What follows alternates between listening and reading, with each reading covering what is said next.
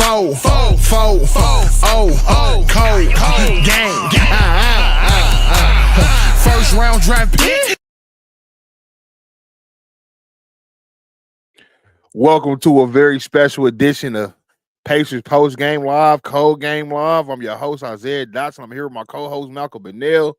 Because the Pacers win in a major way, we bounce back in an amazing fashion. We beat the Cavs 129-109, take game 4. We go up 3-1 in the series. A major statement victory after we got dominated game 3. A major way to come back and reestablish our position as the best team in the series, potentially the best team in the league, because we've been saying it. We got the Pacers going to the finals, man. Give me your initial thoughts on this game 4 victory, how you feel, where we stand, cuz.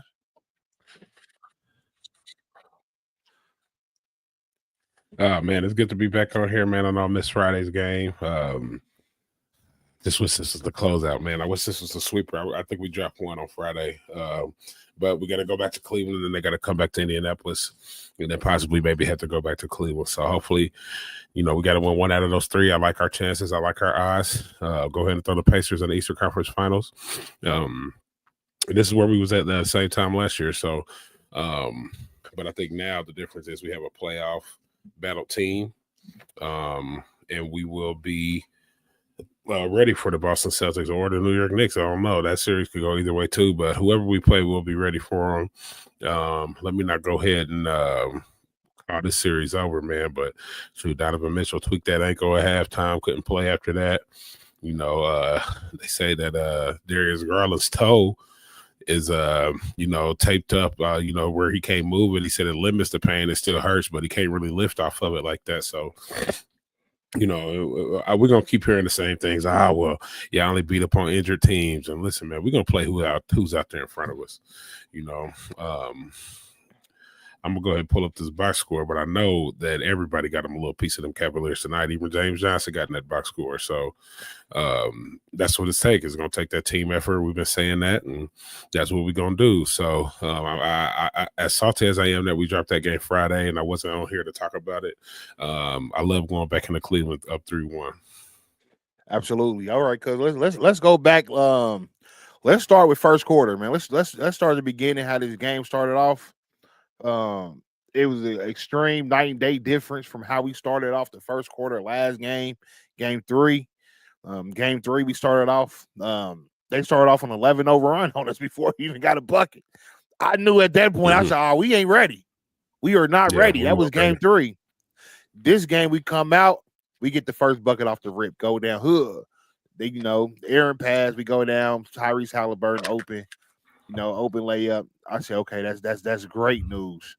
They come down. I believe they score. We come back and get hit at 3. We go up 5-2. I said, this is looking more like it. This is how the Pacers supposed to come out. To the tune of, at the end of the first, we're up 38-23. We're up 15 points at the end of the first quarter, which was major, by the way. Because just how we started game 3. We started game 3 was not good. So we go up 15 at the end of the first.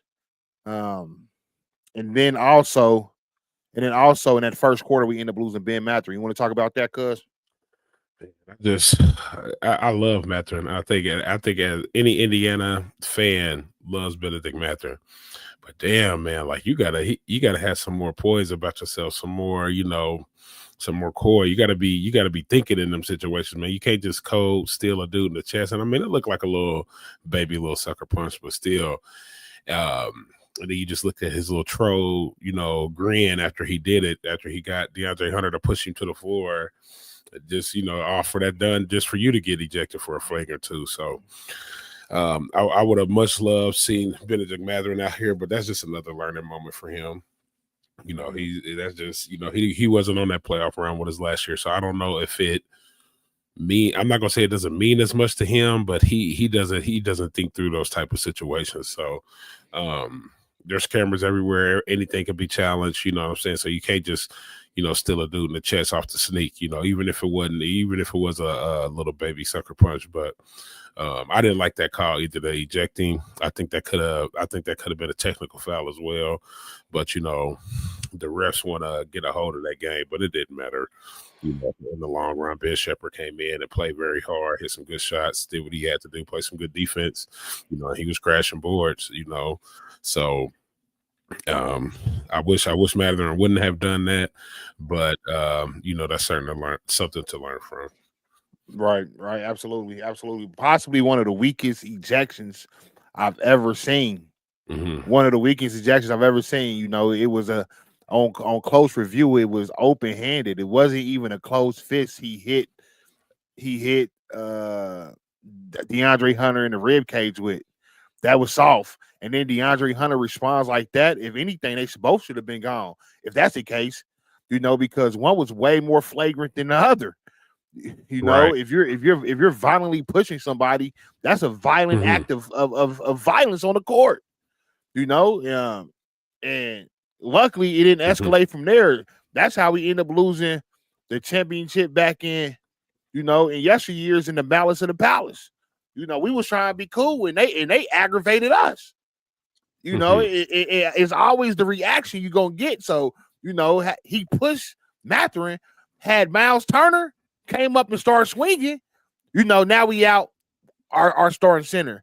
Now we out. One of our best players, man. So it could. I'm glad it didn't go any further, but definitely one of the weakest ejections I've ever seen. You get ejected for telling somebody to get up off you, or a stiff arm in the rib. I mean, this is right. the playoffs. That's all it was. A little stiff arm. That's all it was a little stiff arm. Like, come on, it wasn't no close-handed punch. He didn't uppercut him to the ribs. He didn't give him a straight right. It was just it's a stiff arm. I'm saying, backing up, trying to create some space. DeAndre Hunter, he embellished a little bit, man, and fell down to the floor. Like, I'm saying, if y'all dudes is this soft in real life, like, I'm sorry, I know you're trying to get calls and do this stuff, but play ball, man. Like, if somebody taps you on your wrist like at German Church Park, are you gonna fall down and do that same thing? Like, no, man, come on, man. So I agree. It was one of the weakest calls ever in the history of flagrant calls. Ever. But see, we lose one of our starting key bench players. Luckily, the Pacers are deep. Like we said, we got one of the 10 deepest. We have key bench players coming off and making major contributions. Obi Toppin might be he might be my player of the game. He might be my player of the game just because he came off that bench and brought so much energy. He came off clipping his first shots, through the net. He came up under the hoop like Dr. J, huh? One hand under, reverse on the other side, showing his athleticism. What a very savvy pickup by Pritchard, the president. And yes, he came and gave us energy as well as TJ McConnell. He's a spark plug off the bench. He came in and let you know what's happening off the rip. Setting the tone. He's a tone setter. And that's what we need more of. Set the tone. When he comes in the game off the rip, he's going to set the tone. And that's exactly what he did in this game. And in that second quarter, we really got it cracking. That second quarter, we really opened it up. That second quarter, we really stood on business. We really put our foot on their throat and let them know, like, this game's over. We ended the second half on that 17-2 run. When you see Miles Turner mixing up and stepping back and splashing threes, this is our night. You might as well pack it up and go home, because when he becomes the best player on the floor, hey, it's not going to be a lot of teams that's going to mess with us, man. Because when he activates in that mode, that's like Embiid mode right there. That's things you used to seeing when Embiid gets hot. He get the mixing up at the top and stepping back, shooting threes. Jokic, he get the mixing up and, hitting his three. Now, we got one of those. When he activates in that mode, because I don't know if there's many teams that can handle us when Miles Turner gets active. What do you think about his play? Shout out to Miles Turner, 4 for 4 from 3, 20 points, 7 rebounds, 3 assists. I mean, that's what we need out of Miles. I mean, Miles is the most tenured vet on this team. So when our vet comes to play, everybody shall, follow. So sometimes we do see Miles Turner have off nights and stuff, but I truly believe when the money's on the line, Miles Turner comes to play. So shout out to Miles Turner. for doing his thing. I love that step back. It caught me off guard. I seen him do it, the clock winding down and step back, got that foot tapped down and shot it. All good. Then he came back the next possession, heat check, and shot another one from about 30 feet. So shout out to Miles Turner, man. 4 for 4 from 3. 4 for 4 from 3. So he definitely did his thing. Absolutely. And the usual suspects. I want to give major props to Pascal Siakam. Now that's how you come out and hoop, my brother. Mm-hmm. That's how you come out and hoop. Do not play no games. He got 2 easy buckets to begin with, Pascal. I'm so proud of you, bro. Because last game you came out, you was playing real sweet. This game you came out and set the tone, man. You came out and got your quick buckets. He came out here in threes. Pascal was 2 for 2 from 3, 21.6 rebounds. Now, when you got Pascal and Miles Turner combining to go 6 for 6 from 3, and they combine for 41 points, come on, cuz. That's the edge right there. That's the edge that we need. Like we said, last game, our backcourt got outscored so severely that I'm like, man, our backcourt got to step up. But it was the front court that took the initiative. We outscored Allen and Mobley. They had 12 points combined. Jared Allen was killing us last game. He got shut down, 2 points. Evan Mobley, decent game, 10 points, 5 rebounds, no assists. We immobilized them. And our 2 bigs, Miles Turner combined for 41 to 12. We're going to win a lot of games like that. You know, one player I would like to see step up, Tyrese, man. I'm talking to you right now. I'm looking in the camera. I'm talking to you, Tyrese. We going to the game 5. We up 3-1. It's time to close them out. Time to put this series behind us. Time to go back in that place that you hit that step back game winning 3 at and put the dagger in their heart one more time. We need you to step up in a major way this next game. Because I don't think 11 points is going to get it done. I don't think 5 assists is going to get it done. Tyrese, we need one of them special nights from you. We need at least 20 plus, 12 plus. 20 plus, 12 plus. We need one of those nights from Tyrese, because I know we got it done tonight without him getting those type of numbers, but the head of the snake got to come out and set the tone next game. What you think about what you think about Tyrese and his play and his importance to this team, cuz? Oh man, yeah, I think it's major important, and I think it's majorly important for Tyrese to come out this next game and establish that he is that guy. Like, you know what I'm saying? He should be establishing I'm the best player in this series, and I haven't seen that out of him yet. You know, in that Milwaukee series, I seen him, you know, lead. I see him be the engine to that offense. But in this series, man, I know we had to lean on a lot of other people, even though with him hitting that game-winning shot in game 1, or was that game 2, wherever he hit that game-winning shot, I haven't seen him step up and take over as that superstar. I mean, this is his team. I know, you know, Miles Turner's the vet, you know, Pascal Siakam's an all-star. But this is Tyrese Halliburton's team. So, like you said, you want 20 and 12. I want 30 out of them. I don't even care how many assists you get. I just want to see you put up 30. I want to see you put 30 in that box score. So we'll see what he can do. It was a great team win. You know, but as a team, we got 37 assists. So, as you know, if Tyrese Halliburton ain't gonna have his 10 assists, at least that we still playing that team ball and had 37 assists, and a huge key for us tonight because it's winning that turnover battle. I think we damn near lost the turnover battle in every game up to this point. So we had 10 turnovers to their 22, 35 points off turnovers to their 13. So that was probably the big key to that game. Absolutely. And then so the Pacers, we going to halftime up 40, 41. We dropped the 40 ball on them. X is ringing off the hook. Everybody buzzing. Everybody talking about us on, on Twitter. We got it all buzzing. We up by 40.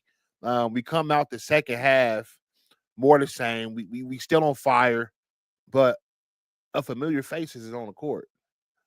Donovan Mitchell's not out for that second half. He didn't come out the locker room. Where he came out the locker room, had shoot around, but then they said he was doubtful for the rest of the game. It came out he was doubtful. with an ankle injury. So that sucks for them. But I still don't want to hear no narrative that the Pacers was whipping on teams when they injured, because we was up 40 when they had their whole starting five on the floor. Is that what y'all want to see? Right. Y'all want to see us stump somebody out by 40? We're capable of that. That's what we're capable of. Stumping out somebody by 40. Donovan Mitchell, man, he didn't want no more. He stayed in the locker room. Check me out. They said it was his ankle, but I really think it was his pride, because he wasn't even playing good to begin with. You know, it was a heart check. Now, will he be available game 5 in Cleveland? It don't even matter. It don't even matter, because it's not about them no more. It's about us. We're up 3-1. We're in closing position. One more dub, we move on to the Eastern Conference Finals. We're right back where we want to be, where we need to be. So it's no longer about nobody else. It's still only about the Pacers. If he plays, great. We want him to play. We want him to play, so the narrative can stop that we're only advancing because team's best players is getting injured. That's not what's going on. That's not what's going on. We're playing great basketball right now, great team basketball. We play at the fastest pace. No team is able to run with us. We're bad matchups for teams. We're figuring out that they might have 2 tall bigs, but their bigs are soft. They might have two great scoring guards, but they're undersized. We're the more physical team. We're starting our style of play more than they're starting their style of play. They had the number 1 offensive efficiency rating coming into these playoffs. We're shutting that down. They were 64 and they won 64 games during the regular season. They only won 1 against us so far. We already won 3. It's not the race to see who can win the most games in the regular season, man. It's who can put on these playoffs. They saying the Cavaliers remind everybody of them 05 Hawks. I'm not even here to say who the Cavs look like or why they won so many games but can't win in the playoffs. I'm not here to say that. I'm here to say the Pacers, we're going back to the finals. This is the same thing we did last year. The same place we promised we was going to get to again this year, and we're here. We're on the doorstep of greatness. One more game, we'll be in them Eastern Conference Finals, because fourth quarter's a wash, man. How you feel about the second half, the rest of the game, how we close it out, cuz? Oh man, I looked up in the fourth quarter. The game was watching me, so I knew the game was, it was good as good as done, man. We went ahead and emptied that bench early. Like I said, let James Johnson get him a little bit of them. Let Johnny Furphy get him a little bit of them. Second half was a wash. And I didn't even notice till almost, a couple minutes into the third quarter that Donovan Mitchell didn't come out of the locker room. So, like you said, I would hate to see Donovan Mitchell not close the series out, because I think if he's not good enough to go on, when is our next game? Tuesday. If he's not good enough to go on Tuesday, then I think we can go ahead and call it a 4-1 Pacers. Pacers are 5. So even if he does play, I think I don't know. I would hate to see Rick Carlisle come out there and not have a game plan to put on this same type of performance, because this is almost kind of like game 1, man. I mean, just come out there and put your foot on somebody, man. Put your foot on somebody neck, and let's go ahead and finish the series out. And what I don't like about this, cuz, is it's a good and a bad thing. If we close the series out early, and then Boston, New York, if they push this series along, and we got to sit maybe for a week, maybe for week and a half, and without playing any game, I don't want us to come out stale. I want us to ride our momentum. If we make it to those Eastern Conference Finals, and we're still the underdog. So just like I said, coming into the Eastern Conference Finals, whoever we're playing, whether it's New York or Boston, we're going to have to come steal game 1. And I don't like our odds if we have to sit down for a week, week and a half to watch these other series finish playing out. So not saying that I want us, let's go ahead and finish them off at 5. Don't get me wrong.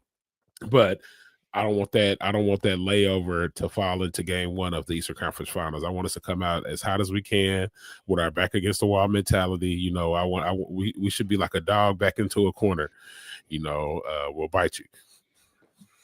I like that, cuz here's what I would say to that. I can see from your perspective, you wanted us to say, in that mode where we don't want to beat them too early. We don't want to be sitting. But here's the thing, though, cuz our style of play, I think it might benefit us to get that rest because I want them to go. Because the thing is, they playing, they got to turn back around when they come get us. They got to come ready to run. We go run. It's gonna be a track meet. So this when you fight and go. I want them to go game 7. I want them to be dog tired because this when you thought you had a dog fight.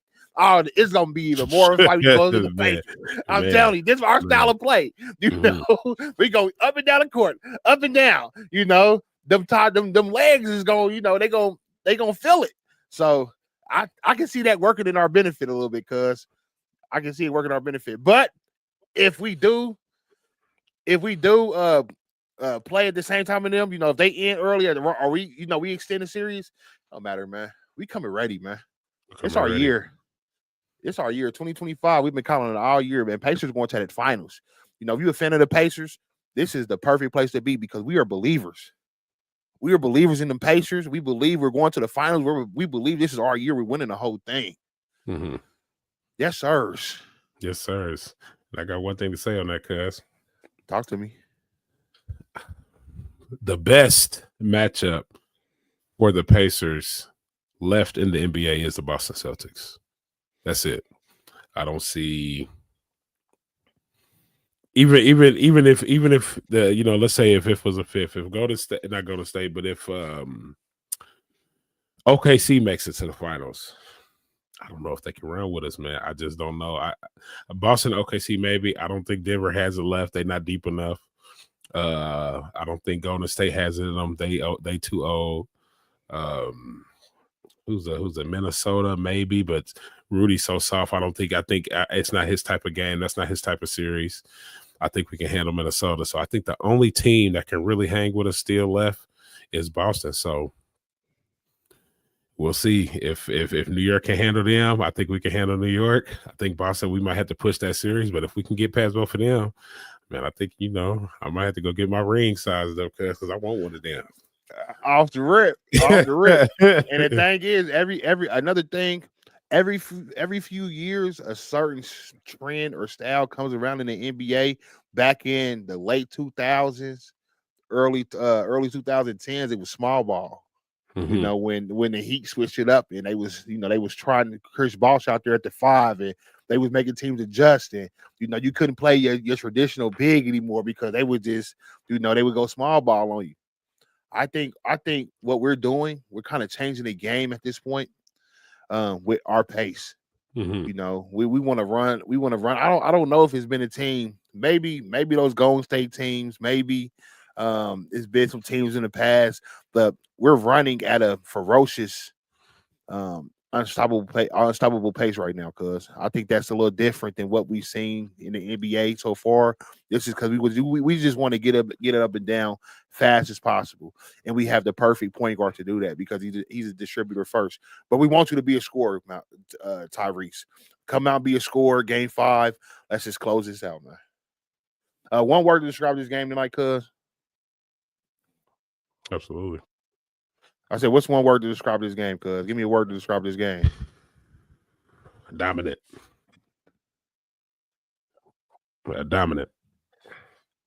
Okay, if I had one word to describe it, it would be electrifying. You know what happens when with 2 words. 2 words? Whole game. I was gonna say with 2 words. Okay. Four, cold game. First round draft pick.